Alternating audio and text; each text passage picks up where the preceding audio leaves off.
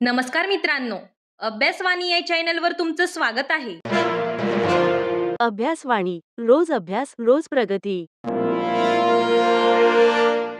मित्रांनो, तुम्हाला माहित आहे का भारतातील गाव पातळीवरचं प्रशासन कसं चालतं आणि पंचायत राज हा टॉपिक एमपीएससी तसेच इतर सर्व स्पर्धा परीक्षांमध्ये वारंवार कसा विचारला जातो. आज आपण पंचायत राजची संपूर्ण बेसिक कन्सेप्ट अगदी सोप्या भाषेत समजून घेणार आहोत. या व्हिडिओमध्ये आपण पाहणार आहोत पंचायत राज व्यवस्थेची मूलभूत संकल्पना, महत्त्वाच्या समित्या आणि प्रिलिम्समध्ये वारंवार विचारले जाणारे मुद्दे. तर चला सुरुवात करूया अगदी बेसिक पासून. पंचायत राज हा शब्द आपण खूप वेळा ऐकतो, पण नेमकं पंचायत राज म्हणजे काय हे अनेकांना नीट समजत नाही आणि हा टॉपिक प्रत्येक कॉम्पिटिटिव्ह एक्झाम्स मध्ये वारंवार विचारला जातो. सोप्या भाषेत सांगायचं झालं तर पंचायत राज म्हणजे ग्रामीण भागातील स्थानिक स्वराज्य संस्था, म्हणजेच गावातील लोकांनी स्वतःच्या भागातील प्रशासन आणि विकासाचे निर्णय स्वतः घेणे, हीच पंचायत राजची मुख्य संकल्पना आहे. पण फक्त एवढंच नाही, तर पंचायत राज मागे एक मोठी कल्पना आहे.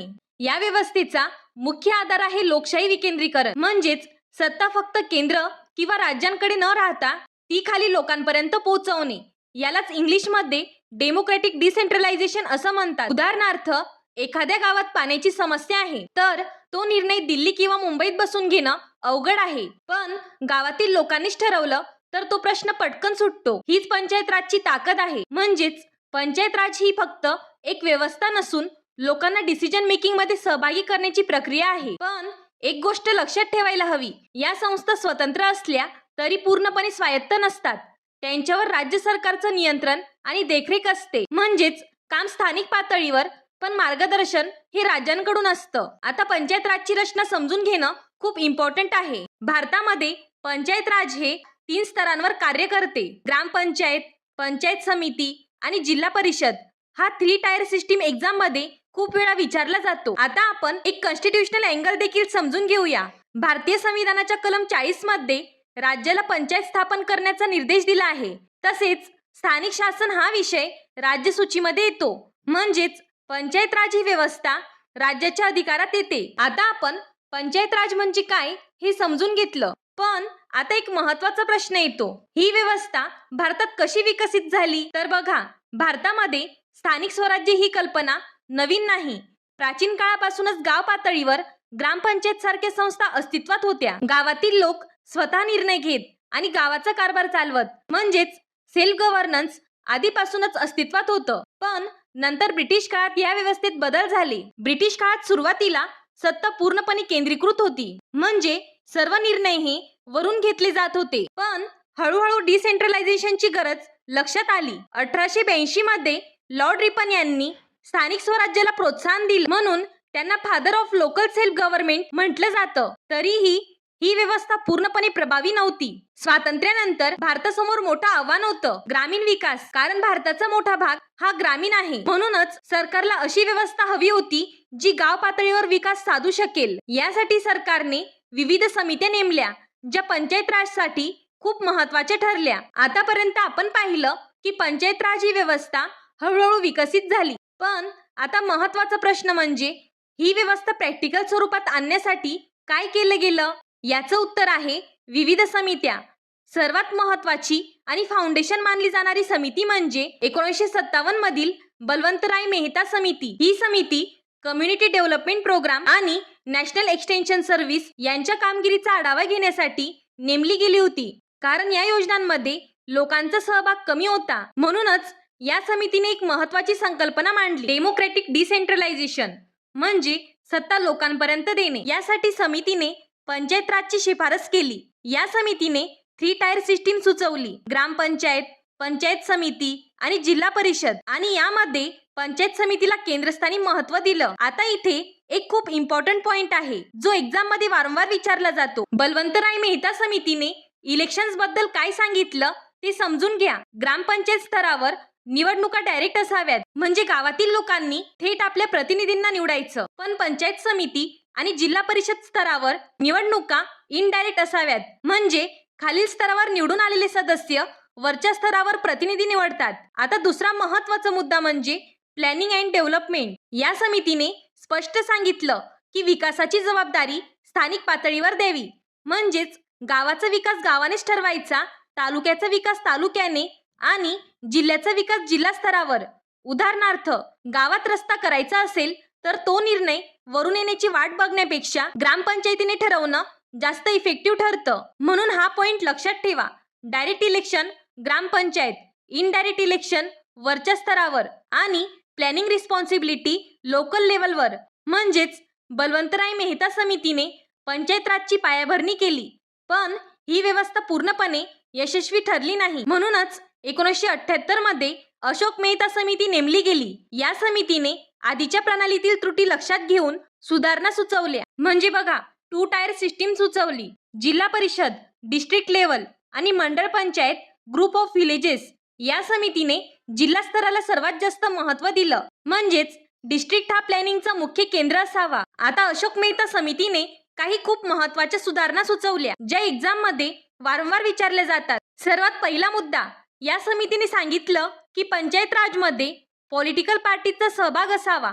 म्हणजेच निवडणुका पूर्णपणे नॉन पॉलिटिकल न ठेवता पॉलिटिकल पार्टीजला पार्टिसिपेट करण्याची परवानगी द्यावी.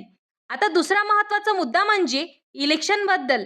या समितीने स्पष्ट सांगितलं की पंचायत राज संस्थांच्या निवडणुका नियमितपणे व्हायला हव्यात, कारण जर इलेक्शन वेळेवर झाले नाहीत तर सिस्टीम ही कमजोर होते. पण आता बघा, फक्त इलेक्शन्स पुरेसे नाहीत. या समितीने आणखी एक महत्त्वाचा मुद्दा मांडला. पंचायत राज संस्थांना अधिक आर्थिक अधिकार दिले पाहिजेत, कारण फंड्स नसतील तर डेव्हलपमेंट काम होऊ शकत नाही. उदाहरणार्थ, ग्रामपंचायतीकडे पैसेच नसतील तर रस्ते, पाणी किंवा इतर सुविधा कशा तयार करणार? आणि आता शेवटचा महत्त्वाचा मुद्दा म्हणजे स्टॅबिलिटी. या समितीने सांगितलं की पंचायत राज संस्था स्थिर असल्या पाहिजेत. म्हणजेच त्यांना वारंवार डिझॉल्व्ह करू नये आणि त्यांचं काम कंटिन्युटीमध्ये चालू राहायला हवं. म्हणून हा पॉइंट लक्षात ठेवा. Political participation, regular elections, financial powers आणि स्टॅबिलिटी हे अशोक मेहता समितीचे कोर पॉइंट्स आहेत. आता एक खूप इम्पॉर्टंट गोष्ट, बलवंतराय मेहता आणि अशोक मेहता या दोन्ही समित्यांमध्ये काय फरक आहे